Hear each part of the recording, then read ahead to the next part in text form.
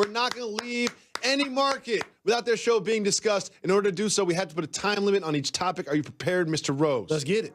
Great. First, the best team in the NFC, the Rams, continue to be undefeated. They were tested a little at the end of this game, but they beat the Broncos. Todd Gurley had a career high. Jalen Rose, what do you think about Gurley and his 208 yards rush? Let's give a shout to their offensive line, because if you notice, he's not being touched a lot of times until he's 5 yards up the field. And this is the best back in the NFL.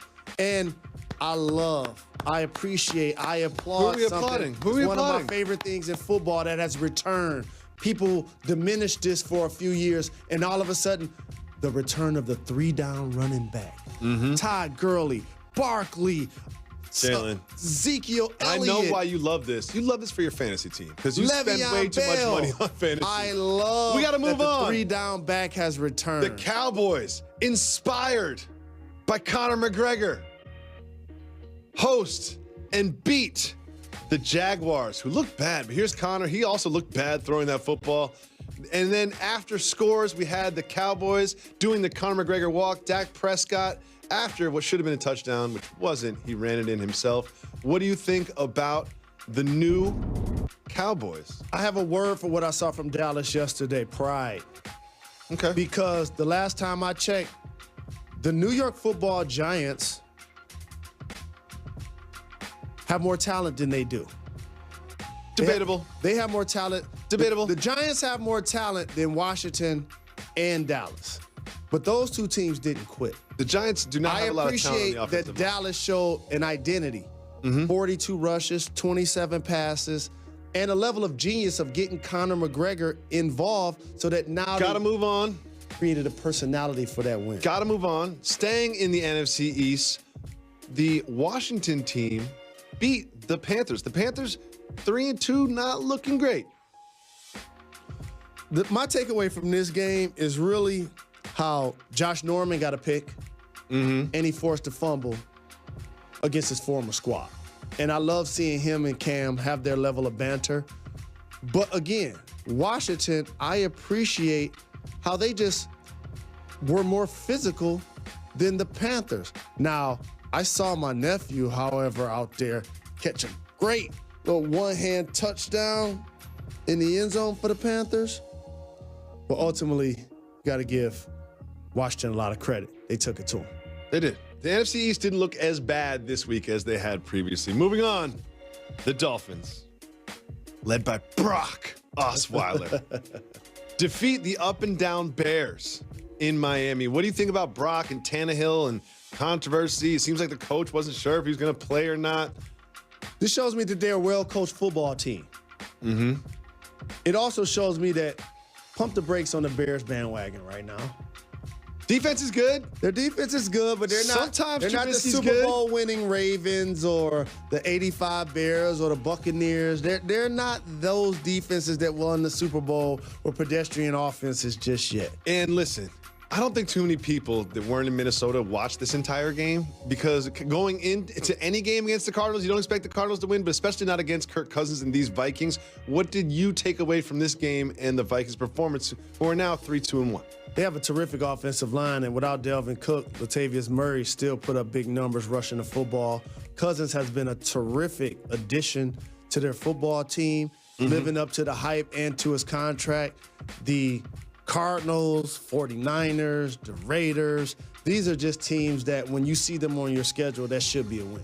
You should. And one thing I loved about this game, Kirk Cousins with the talk before the game, getting everybody fired up. When we shoot, we score. When they shoot, we score. Whatever he said, I loved it. I loved everything about it. I'm a sucker for that stuff. It gives me adrenaline. It gives me an adrenaline rush. The Falcons, who were 1-4 going into this game against the Buccaneers, beat the Buccaneers. Both teams each have 2 wins. 2 pretty disappointing franchises thus far. What do you take away from this one? My takeaway is the Tampa Bay Buccaneers should tread lightly on paying Jameis Winston to be their franchise quarterback moving forward. The other thing I take away is, while the Kansas City Chiefs, and I'm saying this right, so at me, the Kansas City Chiefs have weapons, right? Yes. I'll go on wax and say the Falcons have more. Julio, Sanu, Ridley, Hooper, Freeman, Coleman, Smith out of the backfield, they have more productive players than any team offensively in the league. You know what they should do? Probably trade some of those assets and help the other side of the football. I like it, Mr. Rose. Rarely do you have actual evidence to back up your opinions. Great job by you. Moving on. Quietly becoming one of the best teams in the AFC. The Chargers beat the Browns. I'm kind of high on the Chargers right now. I'd buy up all the Chargers stock right now. Like they're going to win a playoff game. What do you think?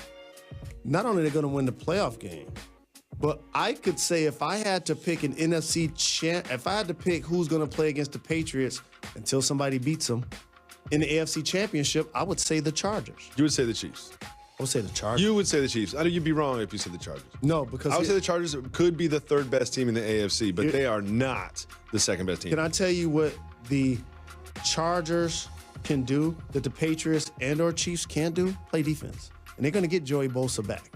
And they're explosive on offense. Okay. Everything you say on the A side about Todd Gurley, you could flip to the B side and say about Melvin Gordon. Moving on. New York Jets. They beat the Colts. The Colts aren't the most formidable opponent, but the Jets put up 42 points, 21 of which were field goals. 7 field goals. Positive or negative stat? Positive stat. Shout to Jason Myers in an era where you can't rely on kickers to make extra points, to go 7 for 7. And also for the Jets, who now will continue the conversation in New York in particular of whether the Giants should have taken Darnold versus Barkley. I'm not mad at the Barkley pick. I would have taken Saquon as well because I think he's a 3-down transformational player. But when you miss on a quarterback, it does set your franchise back for some years. You know who didn't miss on the quarterback this week? The Ravens. The Ravens sacked Marcus Mariota 11 times. I'm going to say it again. 11 times he was sacked. Do you know how many points the Titans scored in this matchup, Mr. Rose? 0. 0 points. They played all of that football and did not get a field goal, not a turnover that put them in field goal range. I think at one point in the game I was watching, they had 3 plays past the 50-yard line. It was in the 4th quarter. All I know is this. One was a punt. I love the way the AFC has shaped up. Oh, okay. So let's talk about it, Mr. Rose. Of course, you got to mention the Patriots, the Chiefs, and the Chargers. Steelers. And then the next level is Steelers, Bengals playing good football. And I'm going to put the Ravens in that conversation. I think they deserve to be there. The Ravens have had some great games, and they've had some bad games. And one team we're not talking about in the AFC, the Texans beat the Bills. Who cares, right? For the Texans... Oh, Peterman's in the game. What's that mean? Pick 6. I appreciate the fact that they got a chance to play against Nathan Peterman. Why is somebody continuing to trot this man out there to play quarterback for their squad? It's just a lack of options. You know what I mean? It's not a lack of options. Josh Allen went down. And it's not a lack of options. Peterman's second pick. You could go get one of the Cardinals quarterbacks. You could go get Teddy Bridgewater. You could go get anybody. Don't trot that guy out there. Colin Kaepernick. We cannot do a program without talking about Jimmy Butler and giving the latest on the drama in Minnesota. Right after this.